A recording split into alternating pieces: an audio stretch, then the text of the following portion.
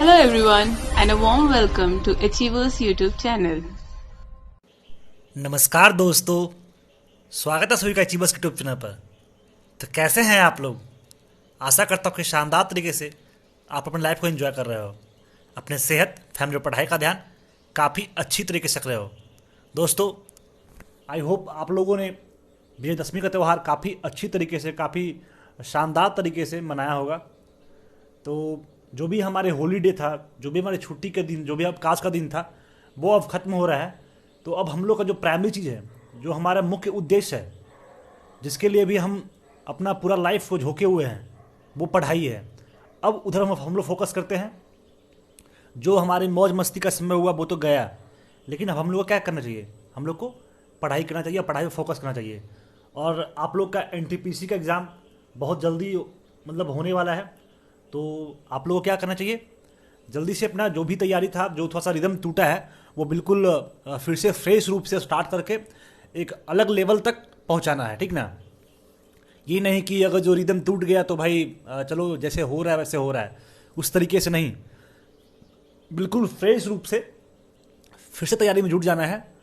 और इसीलिए हम आप लोग को तैयारी को और सुदृढ़ करने के लिए सीट नंबर 29 लेके आया हूँ, जो कि आपका एनटीपीसी का प्रीवियस एग्ज़ाम का है। और ये एग्ज़ाम 2017 में हुआ था और शिफ्ट 1 का ये पेपर है।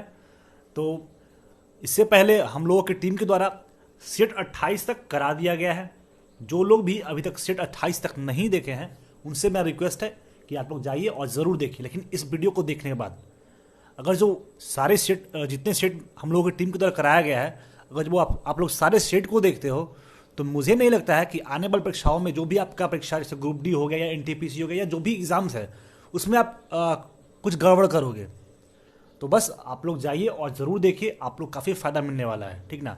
तो अभी तक जो हमारे चैनल से नए जुड़े हैं, जिन लोगों ने अभी तक मेरे चैनल को सब्सक्राइब नहीं किया है, उनसे मेरा रिक्वेस्ट है कि प्लीज़ चैनल को सब्सक्राइब कर लीजिए एवं बेल आइकन को टैप कर लीजिए। उसके बाद ऑल के सेक्शन पर टैप कर लीजिए। उससे क्या होगा, जो भी हमारे साइट से रेगुलर अपडेट होगा वो आपको सबसे पहले मिल सकेगा।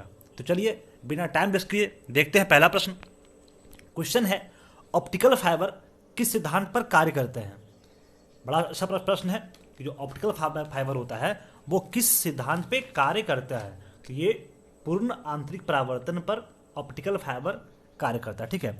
ऑप्टिकल फाइबर कांच का या प्लास्टिक का एक पतला फाइबर है जो प्रकाश को एक सिरे से दूसरे सिरे तक वहन कर सकता है। यह पूर्ण आंतरिक परावर्तन के सिद्धांत पर कार्य करता है। ऑप्टिकल केबल्स को इस प्रकार डिजाइन किया गया है कि वे TIR का प्रयोग करते हुए प्रकाश की किरणों को आंतरिक रूप से मोड़ते हैं, ठीक है।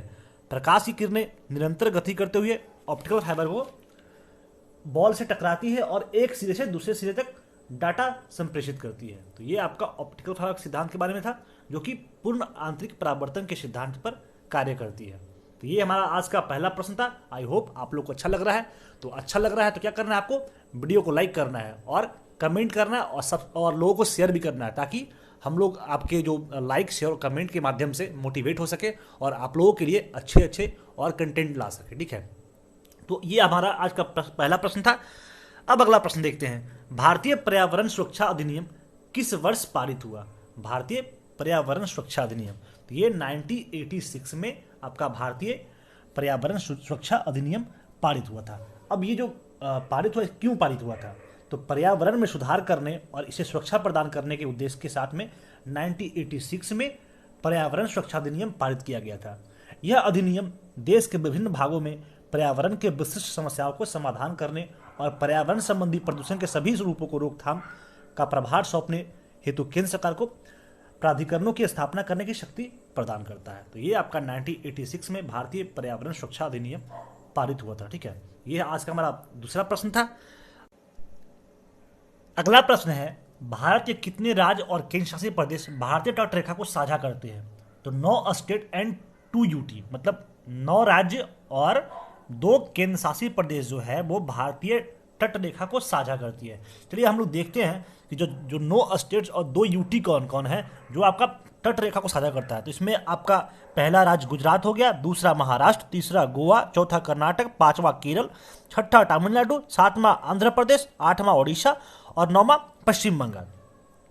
अब यूटी देखिए, दमन और दीव एवं पुडुचेरी ये तट रेखा वाले दो केंद्र शासित प्रदेश है, जबकि अंडमान और निकोबार तथा लक्षद्वीप द्वीपीय क्षेत्र है। ठीक है, दो यूटी में आ गया तो आपका कौन कौन, आपका दमन और दीव और पुडुचेरी ये तट रेखा वाला क्षेत्र है, और अंडमान निकोबार और लक्षद्वीप ये द्वीपीय क्षेत्र है। ठीक है, तो आप कह सकते हो कि 4 यूटी भी आपका तट रेखा से मतलब आपका समुद्री से मतलब बाउंड्री शेयर करता है। ठीक ना, तो जिसमें आपका 2 हुआ दमन और दीव पुडुचेरी, दो की तट रेखा वाला है, और द्वीपीय वाला हो गया अंडमान और निकोबार और लक्षद्वीप।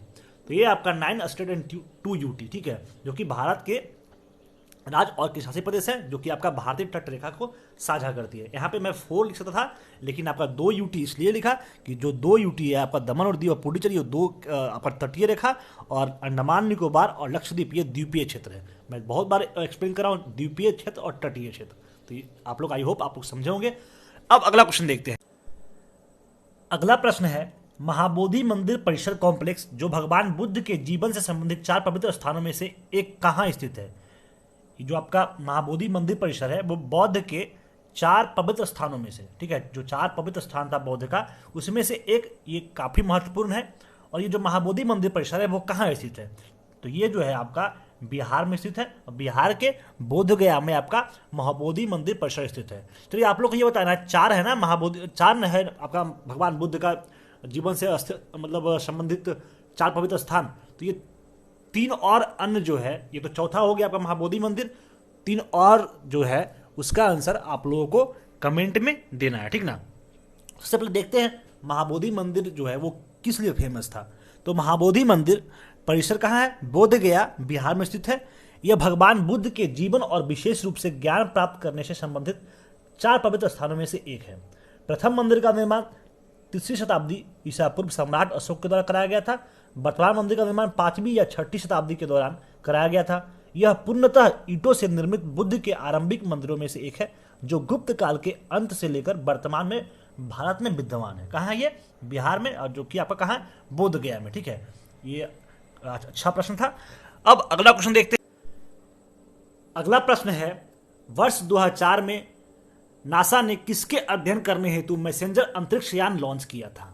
तो ये बुद्ध के अध्ययन करने हेतु नासा ने 2004 में मैसेंजर अंतरिक्ष यान लॉन्च किया था। तो ये पहले आपका जो मैसेंजर था इसका मतलब क्या होता है, सबसे पहले ये देखिए। तो मैसेंजर का फुल फॉर्म होता है mercury surface and environment Jio chemistry and ranging. क्या हो? Mercury surface space environment Jio chemistry and ranging. यह नासा का एक रोबोटिक अंतरिक्ष यान था जिसने 2011 और 2015 के मध्य बुध ग्रह की परिक्रमा की थी। ठीक है, बुध की रासायनिक संरचना, भूविज्ञान और चुंबकीय क्षेत्र का अध्ययन करने हेतु अगस्त 2004 में, कब? 2004 में इस अंतरिक्ष यान को डेल्टा 2 रॉकेट की सहायता से प्रक्षेपित किया गया था। कब किया था? 2004 में। ठीक है, तो ये हमारा आज का 5वां प्रश्न था, जो कि बुध का अध्ययन करने हेतु मैसेंजर अंतरिक्ष यान का लॉन्च किया गया था। कब किया था? 2004 में किया गया था। और मूव करते हैं अगले क्वेश्चन की तरफ। क्वेश्चन है, फिल इन द ब्लैंक्स में स्थित माउंट सेंट हेलेंस एक सक्रिय ज्वालामुखी है। मतलब ये जो आपका माउंट सेंट हेलेंस आपका एक्टिव वोल्केनो है वो आपका कहाँ स्थित है? तो ये आपका यूएसए यानी संयुक्त राज्य अमेरिका में आपका माउंट सेंट हेलेंस अवस्थित है। ठीक है, अमेरिका के प्रशांत उत्तरी पश्चिम क्षेत्र के सेकेमेनिया काउंटी वाशिंगटन में स्थित माउंट सेंट हेलेंस या लायोवाला क्लॉग स्ट्रेटो प्रकार का एक सक्रिय ज्वालामुखी है। यह ज्वालामुखी कॉस्केड श्रेणी में स्थित है। ठीक है, और प्रशांत रिंग ऑफ फायर के एक खंड कॉस्केड ज्वालामुखी चाप का एक भाग है, जिसमें 160 से अधिक सक्रिय ज्वालामुखी स्थित है। ठीक है, 160 से ज़्यादा एक्टिव वोल्केनो वहाँ पे शामिल है। ठीक है, आपका माउंट सेंट हेलेंस कहाँ है? ये संयुक्त राज्य अमेरिका यूएसए में ये आपका अवस्थित है। ठीक है, अब मूव करते हैं अगले क्वेश्चन की तरफ। क्वेश्चन है, भारत के राज्य और केंद्र शासित प्रदेश को संविधान के किस अनुसूची में दर्ज किया गया है? काफी शानदार प्रश्न है, आपका अनुसूची से संबंधित प्रश्न है। ठीक है, और कितने अनुसूची है उसका आंसर आप लोगों को कमेंट में करना है। ठीक ना, ये आपका कह रहा है कि भारत के राज्य और केंद्र शासित प्रदेश को संविधान के किस अनुसूची में दर्ज किया गया है? तो आपका भारत के संविधान प्रथम अनुसूची में, कौन सी अनुसूची में? प्रथम अनुसूची में भारत के राज्यों और केंद्र शासित प्रदेशों के नामों को वर्णन किया गया। और भारत के संविधान की अनुसूचियों व सूचियां हैं जो कि आपका भारत सरकार की नीतियों और नौकरशाही गतिविधियों को वर्गीकृत और तालिकाबद्ध करती है, जो कि वर्तमान में संविधान में कुल 12 अनुसूची है। कितनी अनुसूची है? मैं बता दिया, 12 अनुसूची है।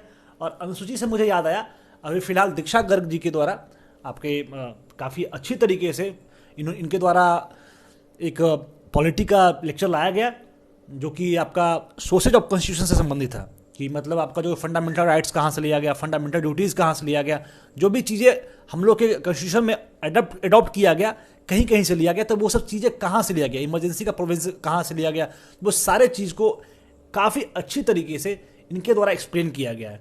जो लोग भी अभी तक वो वीडियो को नहीं देखे हैं, प्लीज़ जाएं और ज़रूर देखें, क्योंकि वो जो चैप्टर है, वो जो टॉपिक है, उससे प्रायः एग्जाम में क्वेश्चन पूछा जाता है। तो आप लोग बिल्कुल देर ना करें और वो वीडियो को अवश्य देखें, आप लोग के लिए काफ़ी फायदेमंद है, ठीक है।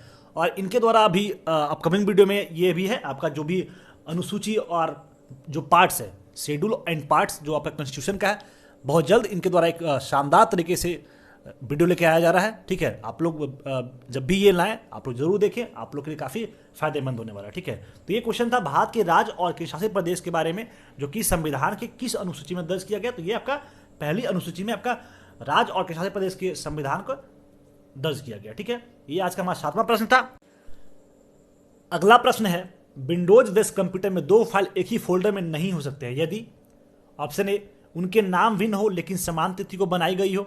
बिल्कुल सही है, ऐसे हो सकता है, ठीक है। यहाँ पे क्या ऑप्शन नहीं है, यहाँ ध्यान दीजिएगा, ठीक है। उनके नाम भिन्न हो लेकिन फाइल टाइप समान हो, नाम भिन्न हो फाइल टाइप समान हो, चलेगा, ये भी बन सकता है फोल्डर। अगला ऑप्शन है उनके नाम समान हो लेकिन फाइल टाइप भिन्न हो, बिल्कुल चलेगा, ठीक है। लेकिन उनके नाम समान हो और फाइल टाइप भी समान हो तो आपका विंडोज बेस्ड कंप्यूटर में 2 फाइल एक ही फोल्डर में नहीं हो सकता है, आपको अलग अलग फोल्डर में इसको एडजस्ट करना पड़ेगा, समझे। उनका नाम समान हो और फाइल टाइप समान हो तो नहीं होगा। जैसे मैं आपका ये तैयार करता हूँ पीपीटी, ठीक है, पीपीटी तैयार करता हूँ, और उसमें क्या हुआ कि इसके पहले आपका जो भी मेरा पीपीटी का नाम रहता है वो वही सेम नेम का हो गया, तो बिल्कुल नहीं हो पाएगा। वो बोलेगा फिर से कि मतलब ऐसे सेव नहीं हो सकता है, उसको फिर से रीनेम कीजिए। तो क्या करते हैं हम लोग, जाके रीनेम करते हैं, तब जाके ये फोल्डर सेव हो पाता है। तो क्या करता है, उनका जो नाम होना चाहिए वो डिफरेंट होना चाहिए और फाइल टाइप डिफरेंट होना चाहिए, ठीक है, बिल्कुल एक नहीं होना चाहिए, ठीक ना। तो आपका विंडोज बेस्ड कंप्यूटर में फोल्डर बन सकेगा। तो ये हमारा आज का 8वां प्रश्न था। अगला प्रश्न है, गांधार कला और बौद्ध दर्शन कला की शैली जो 1वीं शताब्दी ईस्वी पूर्व और 7वीं शताब्दी ईस्वी के मध्य विकसित हुई थी, वो किस राजवंश के दौरान समृद्ध हुई थी। तो ये कुषाण राजवंश के शासनकाल में आपका गांधार कला और बौद्ध दर्शन कला की शैली आपका विकसित हुई थी, ठीक है। गांधार कला कुषाण सम्राट कनिष्क के शासनकाल के दौरान मथुरा शैली के साथ 1वीं शताब्दी ईस्वी में विकसित हुई थी। कुषाण गांधार कला के संरक्षक थे, जिसे मानव रूप में बुद्ध के प्रथम मूर्तिकला चित्रण के लिए जाना जाता है, ठीक है। गांधार शैली मुख्यतः महायान और ग्रीको रोमन प्रभाव को प्रदर्शित करती है। तो ये आपका कुषाण राजवंश के द्वारा आपका गांधार कला और बौद्ध दर्शन कला की शैली आपका विकसित हुई थी, ठीक है। तो ये आज का हमारा 9वां प्रश्न था। अब मूव करते हैं अगले क्वेश्चन की तरफ। निम्नलिखित में से कौन सा एक मोनोसैकराइड शर्करा एक रूप नहीं है, ठीक है। मतलब मोनोसैकराइड शर्करा का एक पार्ट नहीं है। गैलेक्टोज बिल्कुल है, ग्लूकोज भी है, फ्रक्टोज भी है, लेकिन जो माल्टोज है वो मोनोसैकराइड शर्करा का एक टाइप नहीं है। इस क्वेश्चन को मैं पहले डिस्कस कर चुका हूं, तो फिर से सेम क्वेश्चन को डिस्कस करना सही नहीं है, ठीक है। तो जो माल्टोज है वो आपका मोनोसैकराइड शर्करा का पार्ट नहीं है। अब मूव करते हैं अगले क्वेश्चन की तरफ। क्वेश्चन है, एक भू स्थिर उपग्रह लगभग 35,790 किलोमीटर की ऊंचाई से पृथ्वी की परिक्रमा पूरी करती है, उसको पूरा करने में कितना समय लगता है। काफी अच्छा प्रश्न है और काफी महत्वपूर्ण प्रश्न है, ठीक है। तो भू स्थिर उपग्रह पृथ्वी की परिक्रमा करने वाला एक उपग्रह है, जो कि यह उपग्रह प्रत्यक्ष भूमध्य रेखा के ऊपर लगभग 35,800 किलोमीटर की ऊंचाई पर स्थित है, जो पृथ्वी के समान दिशा पश्चिम से पूर्व की ओर परिक्रमा करता है, ठीक है। इस ऊंचाई पर एक परिक्रमा पूरी होने में 24 घंटे लगते हैं। कितने लगते हैं? 24 घंटे लगता है। इतना ही समय पृथ्वी को अपनी धुरी को एक चक्कर करने में समय लगता है। अभी तो दिन और रात होता है, ठीक है। तो आपका जो भू स्थिर उपग्रह लगभग जो 35,790 किलोमीटर ऊंचाई पर स्थित है, वो पृथ्वी को परिक्रमा पूरा करने में 24 घंटे का समय लगता है। अब मूव करते हैं अगले क्वेश्चन की तरफ। क्वेश्चन है, नंदा देवी पर्वत चोटी भारत के किस राज्य में स्थित है। काफी अच्छा प्रश्न है और काफी इजी प्रश्न है। अगर जो ये आप एग्जाम में ऐसा क्वेश्चन आ रहा है तो आप लोग गलती बिल्कुल नहीं करोगे, ऐसा आपसे मेरा उम्मीद है, ठीक है। तो नंदा देवी जो पर्वत है वो भारत के किस राज्य में स्थित है। तो ये आपको जो नंदा देवी है वो उत्तराखंड के गढ़वाल हिमालय का भाग है, जो कि उत्तराखंड राज्य के पश्चिम में ऋषि गंगा घाटी और पूर्व में गौरी गंगा घाटी के मध्य स्थित है, ठीक है। इस पर्वत चोटी जिसके नाम अर्थ है परमानंद देने वाली देवी, ठीक है, इसका क्या अर्थ है, परमानंद देने वाली देवी, को उत्तराखंड हिमालय की संरक्षक देवी के रूप में जाना जाता है, ठीक है। नंदा देवी भारत की दूसरी सबसे ऊंची पर्वत चोटी है। तो चलिए आप ये बताइए कि आपका जो ये तो दूसरी है, तो पहली सबसे ऊंची चोटी कौन है, तो उसका आंसर आप लोगों को कमेंट में देना, ठीक है। ये था आपका नंदा देवी पर्वत चोटी के बारे में, जो कि आपका उत्तराखंड में अवस्थित है। अब मूव करते हैं अगले क्वेश्चन की तरफ।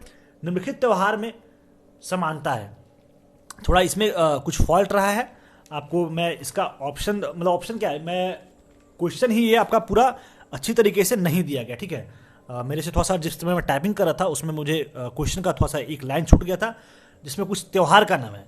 त्यौहार का नाम है मकर संक्रांति, ठीक है। मकर मैं केवल लिख रहा हूँ, मकर लिख रहा हूँ, इससे समझिए मकर संक्रांति है।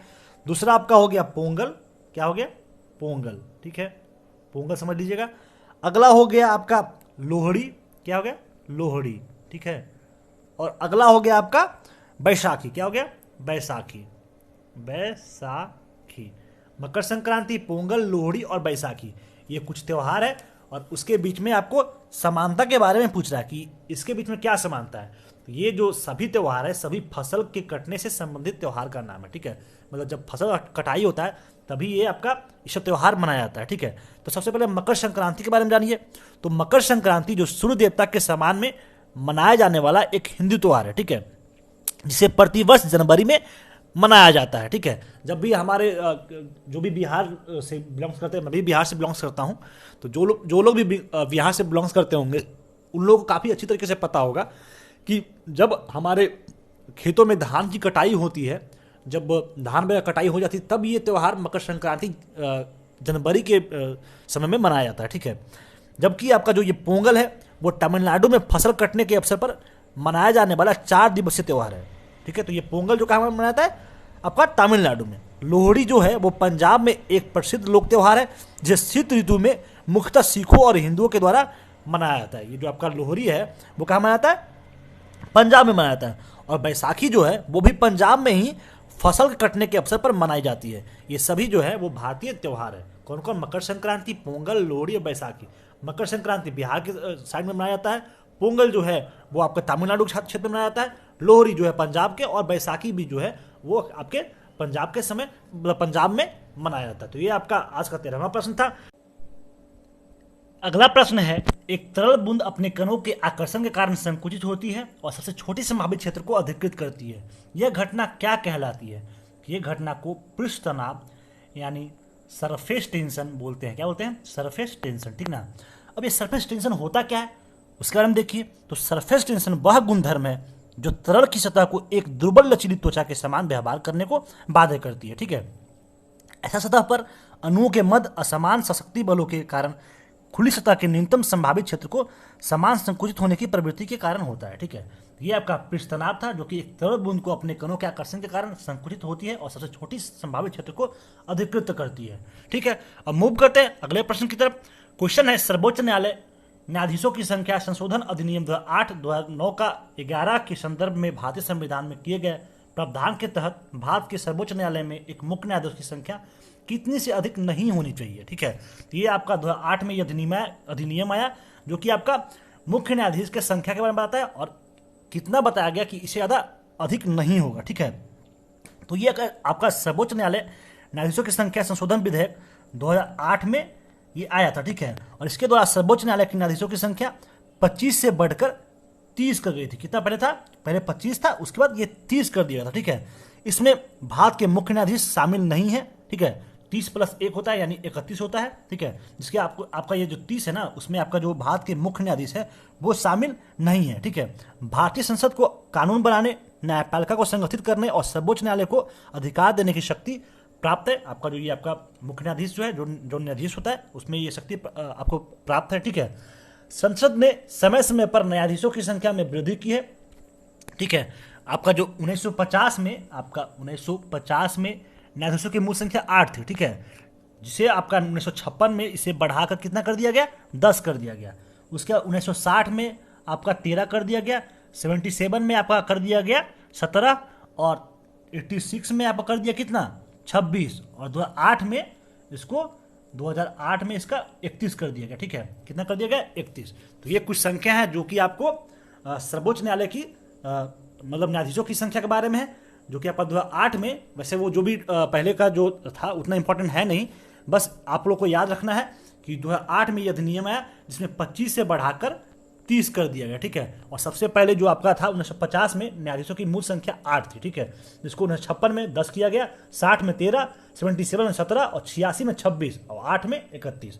तो ये आज का 15वां प्रश्न था जो कि आपका सर्वोच्च न्यायालय के न्यायाधीशों की संख्या के बारे में था। ठीक ना, अब मूव करते हैं अगले क्वेश्चन की तरफ।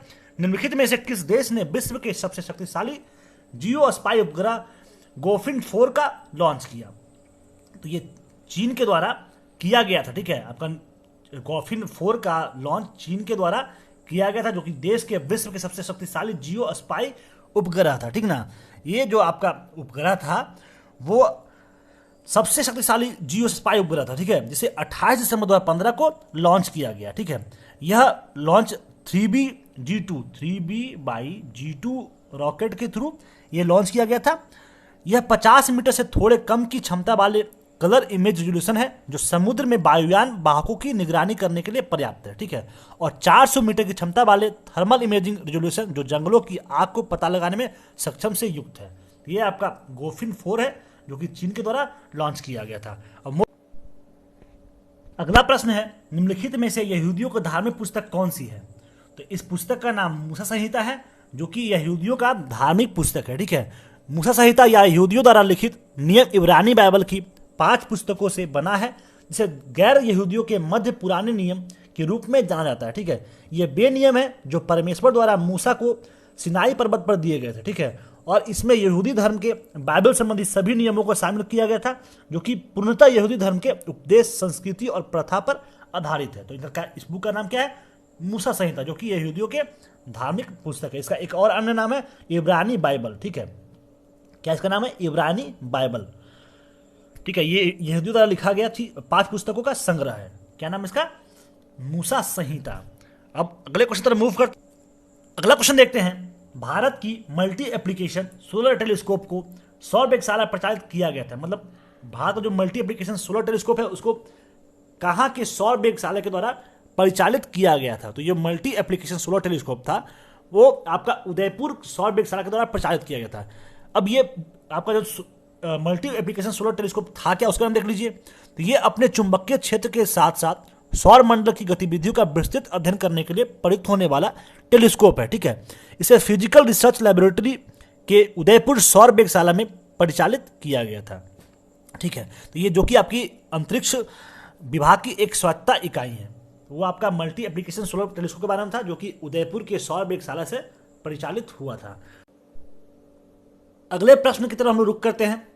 प्रश्न है, Abhinav Bharat society of revolution रीज की स्थापना किसके द्वारा की गई थी? तो ये विनायक सावरकर के द्वारा आपका अभिनव भारत सोसाइटी ऑफ रिवॉल्यूशन रीज की स्थापना की गई थी। ठीक है, ये उसके भाई गणेश दामोदर सावरकर के द्वारा 1903 में और विनायक सावरकर के द्वारा स्थापित किया गया था। ठीक है, Abhinav Bharat society young India society, इसका एक और नाम था young India society.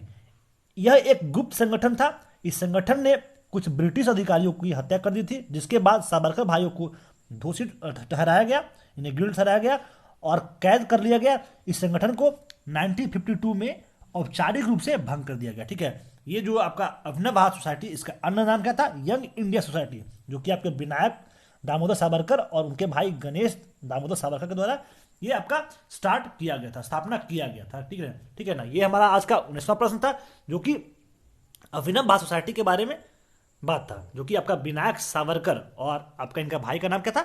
Ganesh Damodar Savarkar. इनका पूरा नाम था विनायक दामोदर सावरकर और इनके भाई गणेश दामोदर सावरकर के द्वारा स्थापित किया गया था। अगर जो ऑप्शन में दोनों रहता तो यहाँ पे रहता गणेश दामोदर सावरकर और नीचे विनायक दामोदर सावरकर, तो ऑप्शन होता ए एंड बी बोथ। ठीक है, अब मूव करते हैं अगले क्वेश्चन की तरफ।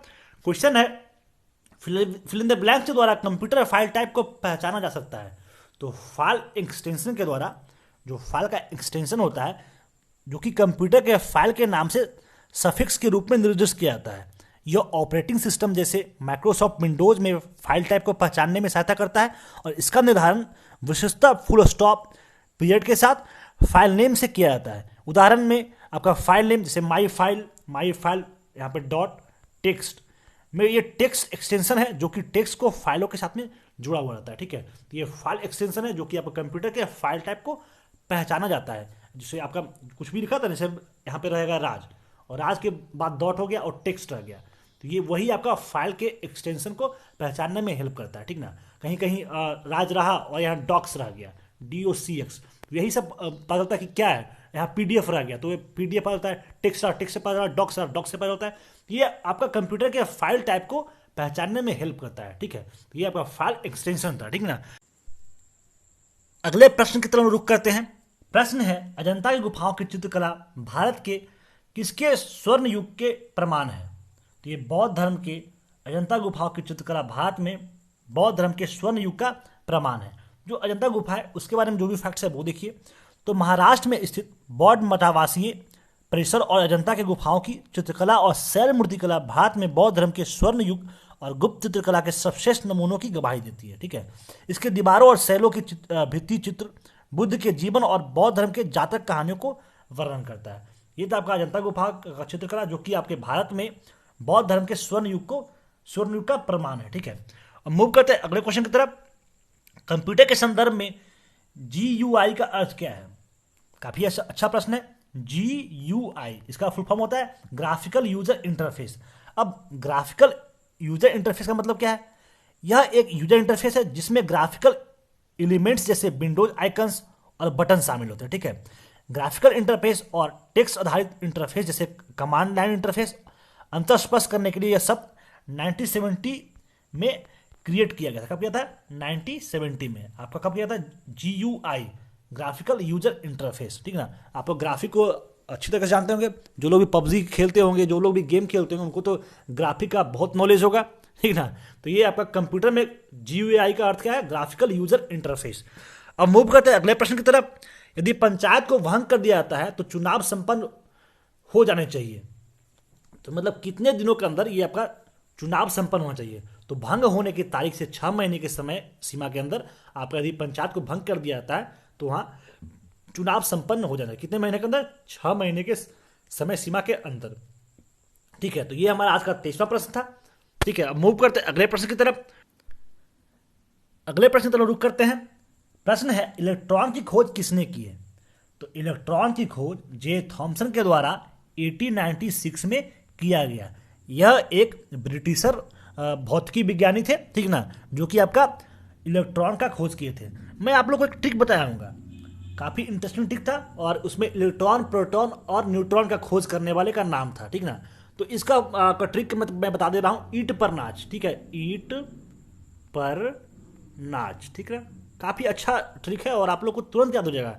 E फॉर इलेक्ट्रॉन, इलेक्ट्रॉन हो गया, और T फॉर थॉमसन। ठीक है, थॉमसन। ठीक है, P for proton, R for Rutherford, N for neutron और Ch फॉर चैडविक। ईट पर नाच हुआ ना, ई और ट दोनों साथ में, प और दोनों साथ में, और न और च दोनों साथ में। तो ई मतलब इलेक्ट्रॉन हो गया, जिसका खोज थॉमसन ने किया था। प फॉर प्रोटॉन हो गया, जिसका खोज रदरफोर्ड ने किए थे। न फॉर न्यूट्रॉन हो गया, जिसका खोज चैडविक ने किए थे। तो आप लोग अपने कॉपी में नोट डाउन कर लीजिए क्या कि ईट पर नाच यानी इलेक्ट्रॉन, प्रोटॉन और न्यूट्रॉन, जिसका खोज इलेक्ट्रॉन का थॉमसन, प्रोटॉन का रदरफोर्ड और न्यूट्रॉन का चैडविक के द्वारा किया गया था। तो ये आपका था क्वेश्चन इलेक्ट्रॉन का खोज के बारे में, जो कि जे थॉमसन के द्वारा 1896 में किया गया था। यह एक आपका ब्रिटिशर भौतिकी विज्ञानी थे। अब मूव करते हैं अगले प्रश्न की तरफ। विद्युत उपकरणों को वोल्टेज स्पाइक से बचाने हेतु निम्नलिखित में से किस उपकरण का डिजाइन किया गया है? जो आपका विद्युत उपकरण होता है उसको वोल्टेज स्पाइक से बचाने हेतु किस उपकरण को डिजाइन किया जाता है? ठीक है, तो ये सर्ज प्रोटेक्टर या सर्ज स्पेसर या सर्ज डाइवर्टर यह उपकरण है जिससे विद्युत उपकरणों को वोल्टेज स्पाइक से सुरक्षा प्रदान करने के लिए निर्दिष्ट किया जाता है। सर्ज प्रोटेक्टर सुरक्षित देहली से ऊपर किसी अवांछित वोल्टेज को अवरोध उत्पन्न करने या लघुकरण द्वारा विद्युत उपकरणों को सप्लाई की गई वोल्टेज को नियंत्रित करने का प्रयास करता है। आप लोग एक देखेंगे, ये सर्ज प्रोटेक्टर थोड़ा सा अलग टर्म है, लेकिन इसी को हम बोल दे स्टेबलाइजर। आप लोग सब जानते होंगे, स्टेबलाइजर जो है उसका काम यही रहता है, अगर जो वोल्टेज ज़्यादा है तो हम वोल्टेज कम करेंगे, अगर वोल्टेज कम है तो वोल्टेज हम थोड़ा मतलब नियंत्रण करके देंगे, ताकि जो भी चीज़ें हैं वो घर में, जैसे रेफ्रिजरेटर है या आपका टीवी हो गया या जो भी आपका अलायंस है, जो भी आपका विद्युत से चलने वाले उपकरण है, वो खराबी ना हो, इसके लिए स्टेबलाइजर या सर्ज प्रोटेक्टर का यूज किया जाता है, जो कि आपके वोल्टेज स्पाइक को बचाने हेतु इसका उपकरण का डिजाइन किया गया है। तो ये हमारा आज का 25वां क्वेश्चन था। और मूव करते हैं अगले क्वेश्चन की तरफ। निम्नलिखित में से भारतीय रेलवे का शुभंकर कौन सा है? तो भारतीय रेलवे का शुभंकर भोलू हाथी है। काफी अच्छा प्रश्न है और काफी अच्छा इसका शुभंकर का नाम भी है भोलू हाथी। हाथी का नाम सोच सकते हो, कह सकते हो कि भोलू रखा गया, ठीक ना। तो ये जो भोलू भारतीय रेलवे का शुभंकर है, यह शुभंकर हाथी का कार्टून है, समझे, जिसके एक हाथ में हरे प्रकाश वाला एक लैंप। इस शुभंकर को भारतीय रेलवे के 150वें सम्मेलन में, कब किया गया था? 150वें सम्मेलन उत्सव में समारोह के लिए डिजाइन किया गया था।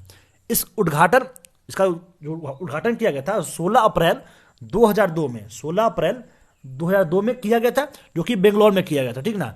भारतीय रेलवे 2002 में इसका किया गया था और 2003 में इसे अपने आधिकारिक शुभांकर के रूप में इसे अस्थायी रूप से रखने का निर्णय लिया, ठीक ना।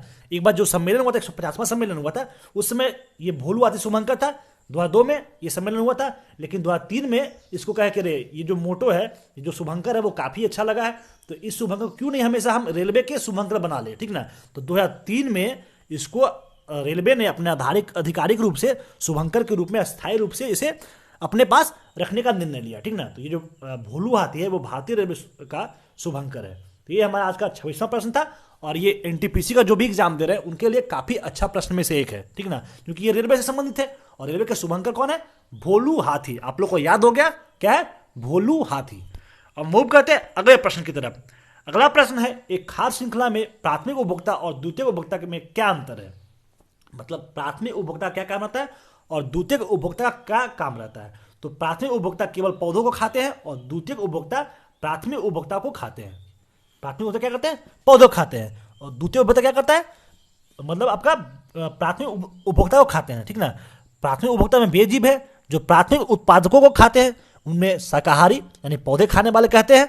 और द्वितीय उपभोक्ता में प्राथमिक उपभोक्ता को खाते हैं, जिसमें आपका मांसाहारी आता है, जो मांस खाने वाला आता है, ठीक ना। सर्वाहारी वे जीव है जो पौधे और जंतुओं को दोनों खा सकते हैं, ठीक ना। तो आप लोग क्या है वो थोड़ा सा आप लोग कमेंट में बताइएगा।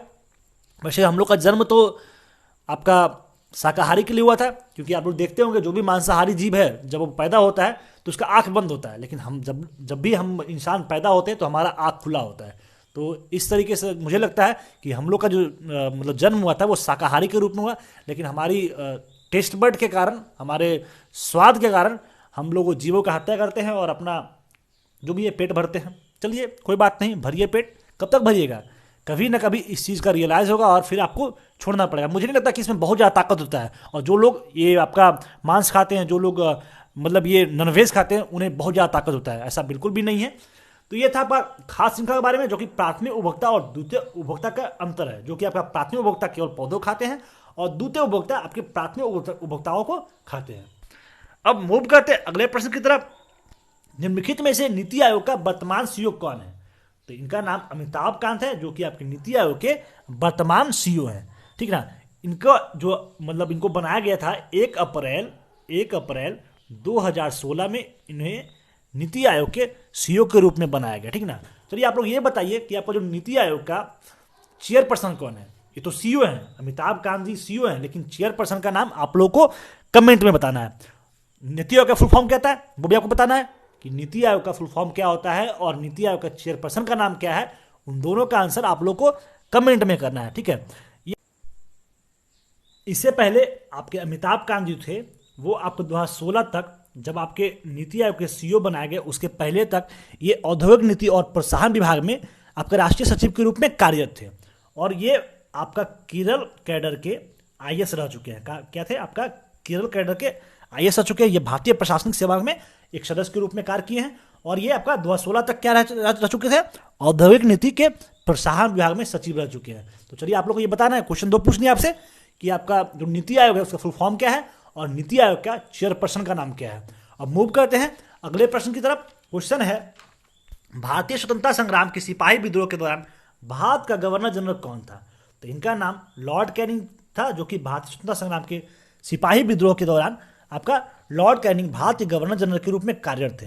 वह 1856 से 1862 तक भारत के गवर्नर जनरल के रूप में कार्यरत थे। ठीक है, 1858 में विद्रोह को सफलतापूर्वक दबाने के कारण आपका पुरस्कार स्वरूप को मतलब पुरस्कृत किया गया था और उसके रूप में उन्हें भारत का प्रथम वायसराय बनाया गया था। किनको बनाया गया था? लॉर्ड कैनिंग को भारत का प्रथम वायसराय इनको कब बनाया गया था? 1858 जो आपका विद्रोह को दबाया था ना, उसके बाद इन्हें भारत का प्रथम वायसराय के रूप में नियुक्त किया गया। तो ये हमारा आज का 29वां प्रश्न था।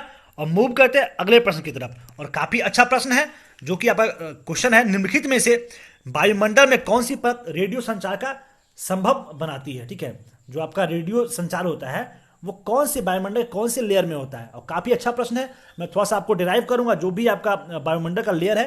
तो मुख्यतः 5 लेयर होता है। एक होता है ट्रोपोस्फेयर, जिसका हिंदी क्षोभ मंडल होता है, स्ट्रेटोस्फेयर जिसका समताप मंडल, मेजोस्फेयर मतलब मध्य मंडल, थर्मोस्फेयर जो कि तापमंडल, और एक्सोस्फेयर जो कि बहिमंडल होता है। ठीक है, तो सबसे पहले ट्रोपोस्फेयर क्या होता है? तो ट्रोपोस्फेयर जो होता है वो सबसे निचली परत होता है। ये देख लिया आप लोग, ट्रोपोस्फेयर है। तो ट्रोपोस्फेयर को क्षोभ मंडल बोलते हैं। ठीक ना, ये सबसे निचली परत होता है जो कि पोल से 8 किलोमीटर, ठीक ना, पोल से कितना किलोमीटर? पोल से 8 किलोमीटर की ऊंचाई पर और भूमध्य रेखा से 18 किलोमीटर तक यह फैली रहती है। पोल से 8 किलोमीटर और भूमध्य रेखा से 18 किलोमीटर तक मतलब आपका तक फैली रहती है, और यह सबसे निचली परत है। ठीक ना, तो ये आपका ट्रोपोस्फेयर के बारे। अब स्ट्रेटोस्फेयर के बारे में देखते हैं। हम लोग ट्रोपोस्फेयर को देख चुके हैं, तो अब स्ट्रेटोस्फेयर को देखते हैं। तो स्ट्रेटोस्फेयर का हिंदी होता है आपका समताप मंडल। क्या होता है? समताप मंडल, जो कि यह 50 किलोमीटर की दूरी तक फैली होती है, और इसमें जेट विमान के निचली समताप मंडल के माध्यम से उड़ान भरती है, क्योंकि यह उड़ान की अनुकूल स्थिति प्रदान करती है। ठीक ना, ओजोन परत पृथ्वी की सतह से 15 से 35 किलोमीटर 15 से आपका 35 किलोमीटर की ऊंचाई पर लगभग समताप मंडल के भीतर स्थित होता है। तो ठीक है, तो ये था आपका स्ट्रेटोस्फेयर, जिसका हिंदी क्या होता है? आपका समताप मंडल। अब मूव करते हैं मेजोस्फेयर के बारे में। तो मेजोस्फेयर का हिंदी होता है मध्य मंडल। क्या होता है आपका? थोड़ा सा मैं इसे हटा देता हूं। क्या होता है इसका? मध्य मंडल। तो मध्य मंडल जो है वो वायुमंडल की तीसरी परत है। ठीक है, ये जो वायुमंडल की मेजोस्फेयर है वो आपका वायुमंडल की तीसरी परत है, जो कि मध्य मंडल 50 से 90 किलोमीटर की ऊंचाई तक फैली हुई होती है। ठीक ना, और वायुमंडल की ये सबसे ठंडी परत होती है। जो आपका मेजोस्फेयर होते हैं वो वायुमंडल की सबसे ठंडी परत होती है, और ये 50 से 90 किलोमीटर के डिस्टेंस तक फैली होती है। तो ये था हमारा मेजोस्फेयर के बारे में। अब मूव करते हैं थर्मोस्फेयर, जो कि इसका आंसर भी है आयन मंडल। ठीक ना, तो थर्मोस्फेयर जो है वो पृथ्वी की सतह से 80 किलोमीटर की दूरी में अवस्थित होती है। ठीक है, ये 80 किलोमीटर दिखा रहा है ना, तो ये आपका थर्मोस्फेयर यहीं इससे ऊपर का में दिखाता है, और उसके बाद ये 80 किलोमीटर से 640 किलोमीटर तक ये फैला होता है। कौन? थर्मोस्फेयर। ठीक है, इसे आयनोस्फीयर या आयन मंडल के रूप में भी जाना जाता है। ठीक ना, और पृथ्वी से जो प्रसारित रेडियो तरंग होती है इसी परत के द्वारा पृथ्वी से वापस परिवर्तित होती है। तो ये था आपका थर्मोस्फेयर के बारे में, जो कि आपका रेडियो के बारे में पूछा कि रेडियो का जो प्रसारण होता है वो कहाँ से होता है, तो ये थर्मोस्फेयर से होता है। ठीक ना, अब आ गया अगला एक्सोस्फेयर। तो एक्सोस्फेयर जो हो वो आयन मंडल के रूप में फैली वायुमंडल की सबसे ऊपरी परत होता है। इसका एक्सोस्फेयर का होता है हिंदी बाह्यमंडल, और यह आयन मंडल के ऊपर फैली वायुमंडल की सबसे ऊपरी परत होता है। तो ये था आपका लेयर ऑफ एटमॉस्फेयर के बारे में, जो कि आपका क्वेश्चन इसमें था, निम्नलिखित वायुमंडल में कौन सी परत रेडियो संचार में को संभव बनाती है? तो आयन मंडल के द्वारा आपका रेडियो संचार को संभव बनाती है। तो ये आपका पूरी तरीके से एटमॉस्फेयर, आपका जो वायुमंडल का परत हुआ, एटमॉस्फेयर का लेयर हुआ, उसके बारे में हुआ। आई होप आप लोग को अच्छा लगा हो। तो अच्छा लगा तो वीडियो को लाइक कीजिए, कमेंट कीजिए, शेयर कीजिए। ठीक है, और जितना लोगों में शेयर कीजिएगा उतना हम लोग मोटिवेट होंगे, और आप लोग के लिए उतने अच्छे अच्छे कंटेंट लेके आएंगे। ठीक ना, तो बस आप लोगों में शेयर करना है। वीडियो क्लास तक बंद रहने के लिए बहुत बहुत आभार। बहुत जल्द मिलते हैं अगले वीडियो के साथ में। जय हिंद।